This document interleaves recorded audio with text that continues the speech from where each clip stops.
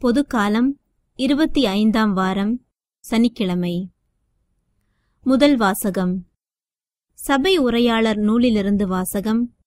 அதிகாரம் 11 இறைவசனம் 9 மற்றும் 12ஆம் அதிகாரம் இறைவசனம் 8. இளையோரே, இளமை பருவம் மகிழ்ச்சியோடு இருப்பதற்கே. இளமையின் நாள்களில் உள்ள களிப்புடன் இருங்கள். மனம் விரும்புவதை செய்யுங்கள். கண்களில் நாட்டத்தை நிறைவேற்றுங்கள்.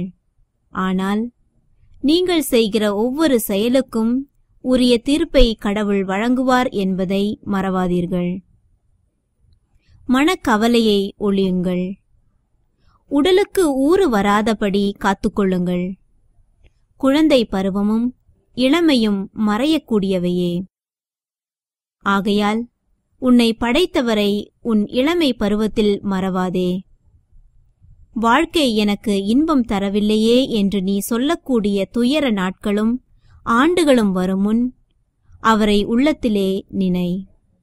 அதாவது கதிரவன், பகலொளி, நிலா, விண்மீன்கள் ஆகியவை உனக்கு மங்களாய் தெரியும் முன்னும், மழைக்கு பின் மேகங்கள் இருண்டு வருவது போல தோன்றும் முன்னும், வீட்டுக் காவலர் நடுக்கங்கொள்ள வலியோர் தளர்வுறும் முன்னும், அரைப்போர் மிகச் சிலராகி தம் வேலையை நிறுத்திக் கொள்ள பலகனி வழியாக பார்ப்போர் ஒளி இழந்து போகும் முன்னும், தெருச்சந்தடி கேளா வண்ணம் கதவுகள் அடைத்துக் கொள்ள சிட்டுக்குருவிகளின் கீச்சொலியும் உறக்கத்தை கலைக்க இன்னிசை கருவி இசைக்கும் மகளிர் அனைவரும் ஓய்ந்து போகும் முன்னும் உன்னை படைத்தவரை உள்ளத்தில் நினை.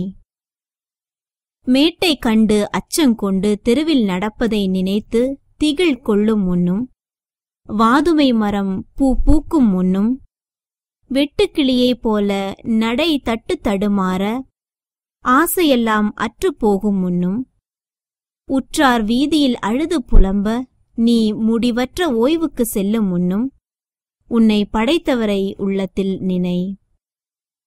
வெள்ளிக் கயிறு அருந்து பொன் விளக்கு கீழே விழுந்து உடைவதற்கு முன்னும், குளத்தருகில் குடம் உடைந்து நொறுங்க, கிணற்றருகில் உருளை உடைந்து விழும் முன்னும், மண்ணினின்று வந்த உடல் மண்ணுக்கே திரும்பும் முன்னும், கடவுள் தந்த உயிர் அவரிடமே திரும்பும் முன்னும் உன்னை படைத்தவரை உள்ளத்தில் நினை. வீண், முற்றிலும் வீண் என்கிறார் சபை உரையாளர். எல்லாமே வீண். இது ஆண்டவர் வழங்கும் அருள்வாக்கு. இறைவா, உமக்கு நன்றி.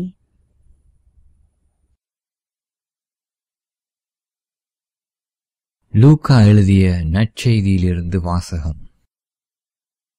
அதிகாரம் 9 திருவசனங்கள் 43 தொடங்கி 45 முடிய. அக்காலத்தில் இயேசு செய்த யாவற்றையும் பார்த்து அனைவரும் வியப்படைந்தார்கள். அவர் தம் சீடர்களிடம், நான் சொல்லுவதை கேட்டு மனதில் வைத்துக் கொள்ளுங்கள். மானிடமகன் மக்களின் கையில் ஒப்புவிக்கப்பட இருக்கின்றார் என்றார். அவர்கள் அவர் சொன்னதை புரிந்து கொள்ளவில்லை. அவர்கள் அதை உணர்ந்து கொள்ளாதவாறு அது அவர்களுக்கு மறைவாயிருந்தது. ஆயினும் அவர் சொன்னது பற்றி அவரிடம் விளக்கம் கேட்க அஞ்சினார்கள். இது கிறிஸ்து வழங்கும் நற்செய்தி. கிறிஸ்துவே, உமக்கு புகழ்.